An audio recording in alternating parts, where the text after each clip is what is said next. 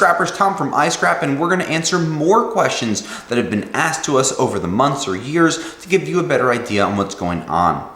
So here's the question. It's a long one, so get ready. How does this yard know when you're going to be bringing in if you don't have a truck or a trailer? I spent some time going through the creek behind my yard. I got all types of metal items. I don't have a truck, but I do have a minivan, so I've been loading that up and going down. Did I get screwed when they just gave me whatever the lowest price was, or am I supposed to tell them what I've been getting when I go on the scales? My windows are tinted out and they can't see in the van, so how do I know how do they know what I had? They went to the window and they gave the lady a ticket. I got like $25. So you're probably a little confused on how the process works. We made other videos on what to expect when going to the scrapyard, but you should always ask questions, especially the first time that you go somewhere. What I think happened is your van drove on the scale. There was probably a big printout there's a big sign that said your weight. They did a printout for you. They probably marked it down, minivan. You went out, threw all of your steel out the back, came back, weighed up on the scale. They had your gross, they had your tare, which gave them their net, which was the weight. They gave you the money for it, but they didn't explain any part of the process. Generally, when customers bring smaller amounts of steel that are dirty, they're gonna get paid a lower price, especially when they have 300, 400, 500 pounds.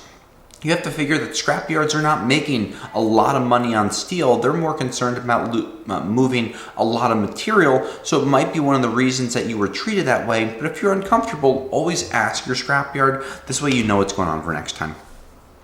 Hey fellow scrappers, I need advice from you. I'm sitting on about 100 to 150 pounds of Romex. Should I strip it and sell it for $3.60 a pound, or sell it as is for $1.35? Should I sell the smaller ones and only strip the 20, 25, and 30 amps? Time is not an issue for me, and I have an electric wire stripper. So Kevin, this is a really great question to ask, and it's really about your time.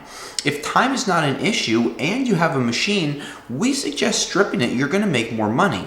Now, if you need a quick dollar, you can always cash that wire in every time, but by following some of the prices that are reported and that are posted through the iScrap app, you'll learn more about the markets, about the prices, and then you might get a better and more educated idea on when you should sell your copper. Ultimately, it comes down to your time, so if you have the time, by all means, strip that cable. Jim asked, what's a good thing to do with a chain link fence? Well, I'll give you a couple of different ideas that we've had at the scrapyard. Chain link fences, when they're steel, make for excellent brushes, believe it or not. A lot of the cranes, a lot of the grapples will use big hunks of these metal, and they almost use it like a big broom where they can use it and it gathers all the small pieces of steel that get scattered around the yard. But if you're going for a scrap wise, make sure you use your magnet. A lot of the fences are aluminum, so you want to make sure that you get the right price for it. But if they're galvanized steel or they're green vinyl coated on top of steel, you're probably going to get a light iron price for them. Do we suggest trying to resell them? Not really, unless they're in perfect rolls that were removed, where most people are just going to be buying them, because what we've learned is that labor is more expensive than the material, even with metal prices going up. Probably better just to check aluminum or steel and then sell it to your yard. Tony asked, so what's everybody's go-to for removing tires from aluminum and steel wheels? So Tony, this is a really interesting question, because if you don't have a tire machine and you're scrapping out cars, how are you going to remove that aluminum rim or the steel rim from the rubber? Now, we've seen people using reciprocating saws and different types of saws, but what we suggest is finding a local auto shop that you might be able to remove their scrap.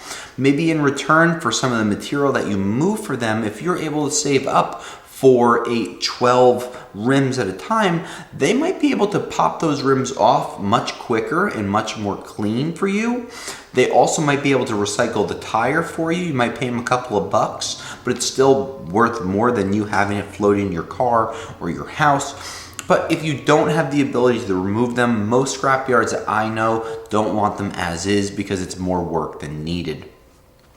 Ken asked, my yard won't take refrigerators or freezers, says the EPA banned it. My question is, if we can't scrap freezers of Freon and they end up in landfills, how does that protect the environment? Well, Ken, that's a great question. Generally, the freezers, if they go to a dump before they just get thrown into the pile, they legally have to make sure that the Freon is removed. So normally when you're dumping stuff out at a town or a state dump, or even a privately owned dump, they generally have people come in, abate all of the Freon or other fluids that are inside before it would go into that pile. But if it's at one of these facilities, they want to make more money too, so they'll pull that freezer or refrigerator out, get it drained, throw it in their own steel bin, and then sell it for scrap, where your scrapyard might not have the ability to claim all of the Freon out of it, and that's why they don't want to take it. Now, scrappers, we love hearing your questions. We want to thank you for your time. We can't wait to hear more of your questions, and hopefully this gave you a good idea on some answers on scrap. Until next time, I'll scrap you later. Thanks for checking out our scrap videos. By becoming a Patreon supporter today, you'll be entered into monthly giveaways for tools and other products to help you make more money with your scrap.